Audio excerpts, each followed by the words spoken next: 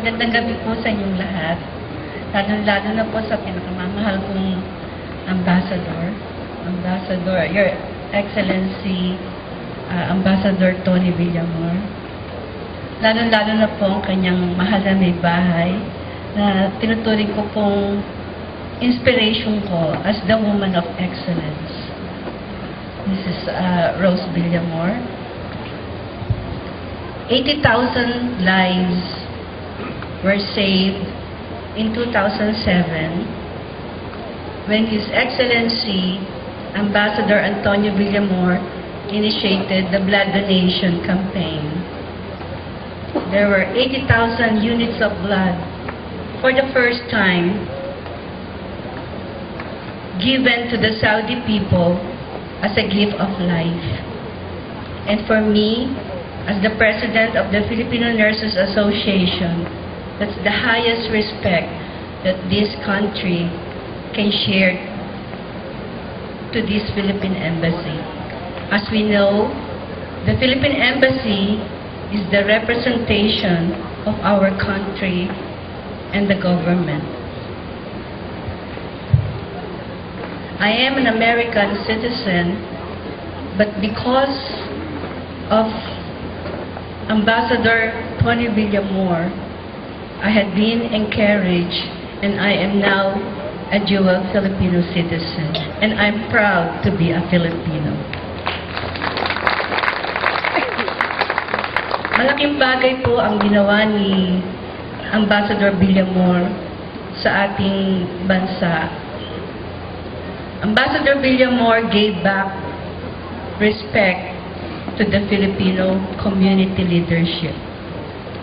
He raised the bar of quality and respect to what he believes as a gift to humanity. Filipinos are worth dying for, yan po ang sinabi ni Pinoy. Ano ba po yung sinasabing worth dying for?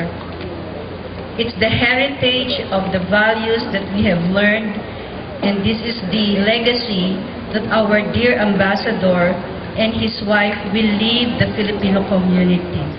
And it's a legacy of values, respect, and outcomes out of the leadership in a given period of time. Si Ambassador Villamor po ay nagbigay sa atin ng pagkakataon na ibalik ang paggalang ng komunidad, hindi lang po ng mga Pilipino, kung hindi po at iba't ibang bansa. Pagpunta nga po niya sa King Faisal, mismo po kahit prinsipe sinasabi, he was born with a portfolio of good looks, big brain, and a great heart. Marami pong magtataas ng kamay and they want to be a leader. Ano po ba ang isang leader? Ang isang leader po dapat may malaking puso. Siya po hindi lang po malaki ang brain, pati puso po napakalaki. May mga researches po lately na lalabas ngayong 2010 na pati pala po ang puso may brain din. Kaya pag sinabi ko, I speak out of my heart, totoo pala pong may brain ang heart. And these things are supported by evidences from the great researchers of the world. Si Ambassador po ang may puso, maawaing puso, at napakabuting puso. Marami po sa ating magja-judge lang sa mga pangyayaring minsan hindi nating kagustuhan at hindi kanais-nais. At madali po tayong minsan maghuhusga. But this ambassador had brought back respect to the community leadership. The leadership with a heart, the leadership full of values, and the leadership that will leave a great legacy to the Filipino community.